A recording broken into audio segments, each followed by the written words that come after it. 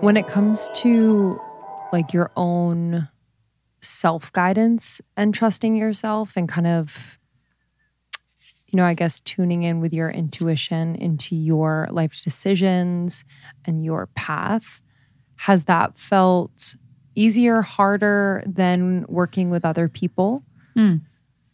What has that been like, especially as like, I feel like just the very real world of being an adult, making these decisions of like homes and relationships and jobs and all of these things. Like, what has that journey been like, especially related to your intuition? I'm gonna start with like the easier, harder. In one way, it's easier to trust it with other people because I'm not as attached naturally to their outcome, right? So I can hear it and feel it loud and clear, and then it comes through, and whatever the things are, then it's theirs to do with, right? So in one way, I feel like it's if I'm speaking like easier, harder, I'd say easier in a way to trust that with other people. But the funny thing is, it's like we all know this. If you've read any, book about even spirituality, I feel like one of the things you start to really learn early on your spiritual journey is the more you listen to it, the more it speaks to you, the more it speaks to you, the more you can listen to it, and it just grows and builds that relationship.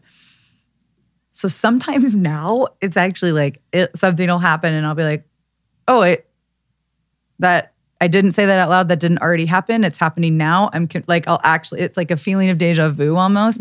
So sometimes my fiance will be like, really? I'll do it in the silliest examples. I'll pause a TV show and I'll be like, here's what's going to happen on the TV show. And he's like, really? Did you have to do that? Sorry. It's just, I just needed someone to know that I know what's about to happen. He's like, so that always makes me laugh. But it's like, right. I also feel like if I stuff that down and I don't say that as silly of an example as that is, that I'm ignoring this part of me that wants like, this thing to be listened to or said out loud. But I mean, yeah, it's not hard. I wouldn't call it as hard for me. It's more like, how much are the nerves there? How much of the fear is there? And also, am I doing it, right? Like we bought a house recently and I was like, okay, here's all the things that could be wrong with it. But like the universe literally gave me the clearest of signs. It like couldn't have dropped in any, it just was like a joke. Like if I'm not listening to this, like they're like, joke's on you. So I was like, okay, it's so crystal clear. Here's the intuition. It's so crystal clear, but I'm afraid. Then to me, it's just a matter of working with the fear that's there. Like, that's okay. It's okay to be afraid of the things that intuition are telling you. And then I also think it works the other way, right? I have a client who will talk to me about her, relationship. She's in this great relationship. She feels really good in this relationship, but she's afraid of the commitment. And she's like, why am I afraid of the commitment? And one of the things that we often will come back to is it's not necessarily about trying to make that fear go away. That like by just acknowledging it and claiming that it's there, you're doing your job for yourself. You're listening to yourself. So I do feel for me like it's not really even an easier or harder thing. I'd say when I'm really attached to something that I want or a need or I'm looking for or creating.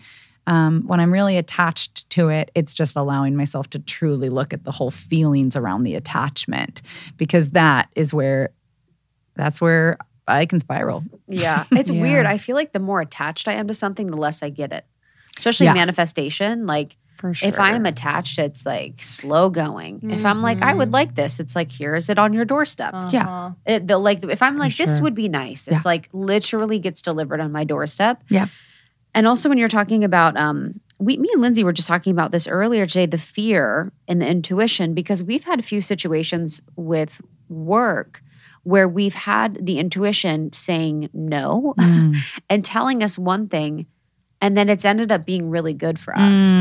And so now it's like, how can we peel that back and make that potentially be about fear instead of our intuition telling us something? Because we're trying to understand that, because everything we do is intuitively led, but there has been times where it's like in quotes, what we're perceiving to be our intuition is wrong. And we've actually done something and it's against our intuitive hit and it's been really good. Yeah. I feel like that comes down to that word wrong, right? Yeah. It's just not that binary. Yeah. It's just not that right or wrong. Like it could be, there could have been a reason why the intuition was saying no that you don't know because you said yes and you went with the thing. But because you said the yes, it's almost like there is no wrong path, right? It's like, okay, so now that you've said yes, like what are we going to do with that? Like what's there now, right? It's and a little bit of like letting yourself off the hook too. Like part of me feels, it's like part of me feels like this is part of that whole the patriarchal systems and structures of oppression that we have in the world, right? One of the things is like things are right and things are wrong, and the other one is like be good at this thing or like be good at this thing, or if you aren't good at it, you're bad. I don't know what are you? It's like there is no right or wrong really with that intuition as it relates to your path. I mean, yes, of course, if you said yes, you went against the intuition and what might happen, like we don't know, but I also think to me, because I believe in the universe being there to support you through your highest good. So it's like, okay, if you said yes, then like it wants to, it's like, how can I support you through that now that you've said gone against it, the intuition, right? Yeah. And it just to like expand even the ways in which we look at all of our spiritual practices, all the ways in which intuition, our relationship to our own self journey, like I'm good, I've been meditating every day. Like, okay, well, great, that's been serving you then. If you haven't been meditating every day, are you bad? No, of course not, right? I don't know. I just don't think it's as simple as that. I don't think it's as simple as why the whys. We don't know. We're not going to know the other path that wasn't taken.